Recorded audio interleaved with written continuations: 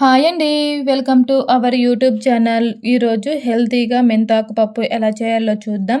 ముందుగా కందిబ్యాళ్ళు కడిగి వేసుకోవాలి. ఇందులోనే రుచికి సరిపడా అంత ఉప్పు, పసుపు, ఒక టేబుల్ స్పూన్ ధనియా పౌడర్, అలాగే ఆనియన్స్, కట్ చేసుకున్న టమోటాలు, గార్లిక్, అలాగే చింతపండు, ఇక్కడ నేను వంకాయలు కూడా యాడ్ చేస్తున్నాను. అలాగే పచ్చిమిరపకాయలు, అలాగే మెంతాకు ఎక్కువ వేసుకోవడం వల్ల రుచికి బావుంటుంది పప్పు. ఇందులోనే కొంచెం కొత్తిమీర యాడ్ చేసిన తర్వాత తగినంత వాటర్ వేసుకోవాలి. వాటర్ యాడ్ చేసిన తర్వాత ఇందులో 1 టేబుల్ స్పూన్ ఆయిల్ ఏసుకోవాలి. ఆయిల్ వేసుకోవడం వల్ల పప్పు తొందరగా ఉడుకుతుంది. అలాగే రుచి కూడా బావుంటుంది. 4 విజిల్స్ వచ్చేంత వరకు ఉంచుకోవాలి. 4 విజిల్స్ వచ్చిన తర్వాత పప్పు గుత్తో నున్నగా చేసుకోవాలి. స్టవ్ ఆన్ చేసుకొని కడాయి పెట్టుకొని, కడాయిలో తగినంత ఆయిల్ ఏసుకొని, ఆయిల్ హీట్ అయిన తర్వాత ఆవాలు, శనగపప్పు, అలాగే జీలకర్ర వేసుకోవాలి.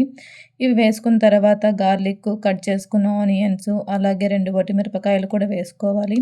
ఇవి కొంచెం వేగిన తర్వాత కరివేపాకు కూడా యాడ్ చేసుకోవాలి.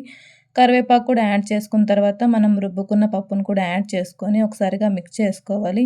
అంతే, వేడి వేడిగా మెంతాకు పప్పు రెడీ. ఈ వీడియో మీకు నచ్చినట్లయితే మా ఛానల్‌ని సబ్స్క్రైబ్ చేసి అలాగే కామెంట్ చేయండి.